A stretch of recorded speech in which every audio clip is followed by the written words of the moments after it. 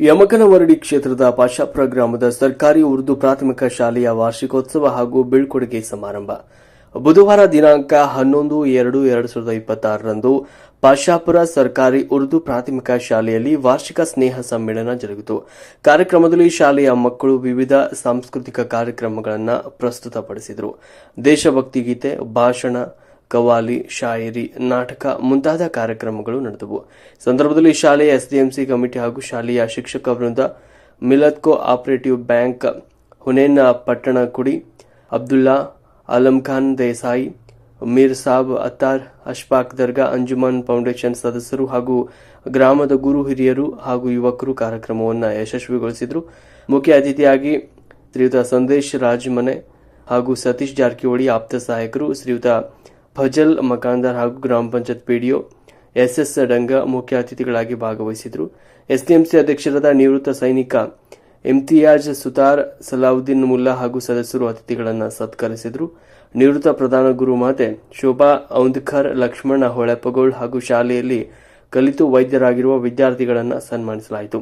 ಕಾರ್ಯಕ್ರಮದಲ್ಲಿ ಗ್ರಾಮದ ಹಿರಿಯರಾದ Rafiq Pirzade, Dattatreya Hejje, Hayat Sanadi, Budan Sab Makandar, Nazir Momin, Nabi Mujawar, Basha Mulla, Sarfaraz Pirzade, Arun Gondali, Millat co operative bank ಅಧ್ಯಕ್ಷರಾದ ದಸ್ತಗೀರ್ ನದಾಬ್, ನಿವೃತ್ತ ಮುಖ್ಯ ಶಿಕ್ಷಕರು ಹಾಗೂ ಪಾಲಕ ಪೋಷಕರು ಅಪಾರ ಸಂಖ್ಯೆಯಲ್ಲಿ ಈ ಕಾರ್ಯಕ್ರಮದಲ್ಲಿ ಉಪಸ್ಥಿತರಿದ್ದರು.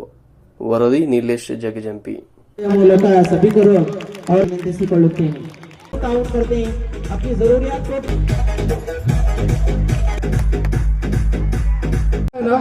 वो माँ की गोद से फैलता है.